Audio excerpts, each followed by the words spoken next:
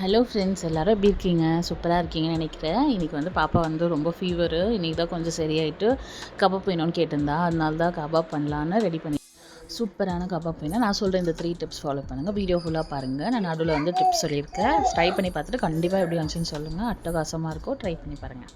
வாங்க இப்போ வீடியோக்குள்ளே போகலாம். இருக்கேன் ஒரு 1/2 கேஜி சிக்கன் எடுக்கும்போது எப்பவுமே வந்து கொஞ்சம் போன்லெஸ்ஸாக எடுத்துக்கோங்க. அப்போ தான் நல்லாயிருக்கும்.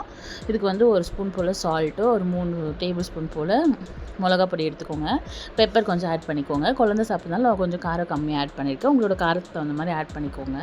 அதுக்கப்புறம் வந்து ஒரு விரல் சைஸ் போல் இஞ்சி, ஒரு முழு பூண்டு ஆட் பண்ணிக்கோங்க. எப்போவுமே இஞ்சி பூண்டு பேஸ்ட்னா பூண்டு கொஞ்சம் அதிகமாக இருந்தால் தான் நல்லாயிருக்கும். நம்ம வந்து கரம் மசாலா போட போகிறது கிடையாது.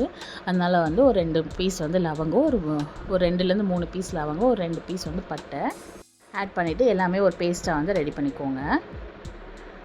இப்போ இதை வந்து நல்லா ஒரு பேஸ்ட்டாக அரைச்சிட்டு சிக்கனில் போட்டு நல்லா வந்து மிக்ஸ் பண்ணி ஊற வச்சிடணும். அடுத்து வந்து நீங்கள் வந்து கோதுமை மாவு இல்லை மைதா மாவு வந்து கோட்டிங்காக ஆட் பண்ணிக்கலாம். நான் வந்து கொஞ்சமாக வந்து ஒரு 2 டேபிள் ஸ்பூன் போல் மைதா மாவு வந்து ஆட் பண்ணிக்கிறேன். அப்புறம் ஒரு 2 டேபிள் ஸ்பூன் போல் கார்ன்ஃப்ளவர், அதாவது சோள மாவு வந்து ஆட் பண்ணிக்கோங்க.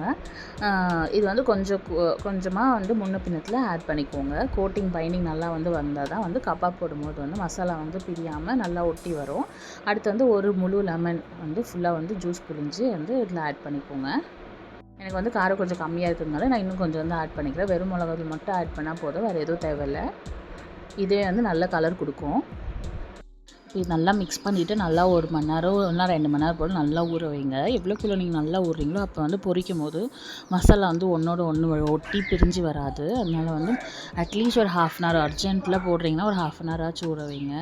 இல்லைனா ஒரு 1 to 2 ஹவர்ஸ் வந்து நல்லா ஊற வச்சு ஃப்ரீசரில் வச்சுருங்க. ஏன்னா ஃப்ரீசரில் வைக்கும்போது மசாலா நல்லா கோட் ஆகிடும். இல்லை வந்து சிக்கன் வந்து தண்ணி விட்டுச்சுன்னா நீங்கள் வந்து எண்ணெயில் பொரிக்கும் போது எல்லாம் தனித்தனியாக மசாலா வந்து வந்துடும். இப்போ வந்து ஒரு சூடான கடாயில் நல்லா எண்ணெயை ஊற்றிட்டு நல்லா ஹை ஃப்ளேமில் சூடானதுக்கப்புறம் 1 2 வந்து பொரிச்சு எடுத்துக்கோங்க. பொரிச்சு எடுக்கும்போது உப்பு காரம் உங்களுக்கு கரெக்டாக இருந்துச்சுன்னா மீடியமே போட்டு பொரிச்சு எடுத்துக்கலாம். இப்போ வந்து நீங்கள் இதில் வந்து பச்சை கருவேப்பிலை நீங்கள் வந்து ஆட் பண்ணி பொரிக்கும் போது ரொம்பவே டேஸ்ட்டாக இருக்கும். இப்போ ஸ்டார்டிங் பார்த்திங்கன்னா கொஞ்சம் மசாலா வந்து கோட் அப்புறம் நீங்கள் வந்து மிக்ஸ் பண்ணணும். ஏன்னா போட்டோன்னே நீங்கள் கலர்னிங்கன்னா மசாலாலாம் அப்படியே எண்ணெய் கடாயில் ஒட்டிக்கும். முதல்ல வந்து கலரும் போது கலர் வந்து கொஞ்சம் லைட்டாக இருக்கும். அது அப்படியே பொரிய பாருங்கள், கலர் வந்து நல்ல ரெட் கலராக கொடுத்துருக்கு. ஸோ இதில் நான் எந்த கலர் பொடியுமே ஆட் பண்ணல, வெறும் மிளகா பொடி மட்டும்தான் போட்டிருக்கேன். சூப்பராக வந்திருக்கு பாருங்கள். பேர் வந்து தயிரெல்லாம் போடுவாங்க. இந்த தயிரெல்லாம் போடும்போது தான் நல்லா கபாப் வந்து மசாலாலாம் நல்லா அடி பிடிச்சிக்கும், நல்லாவே வராது. அதனால் தயிரில் ஆட் பண்ணாதீங்க.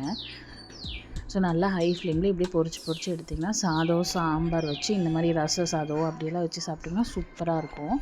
நீங்களும் ட்ரை பண்ணி பார்த்துட்டு எப்படி வந்துச்சுன்னு சொல்லுங்கள். தேங்க்ஸ் ஃபார் வாட்சிங். அடுத்த vlogல பார்க்கலாம்.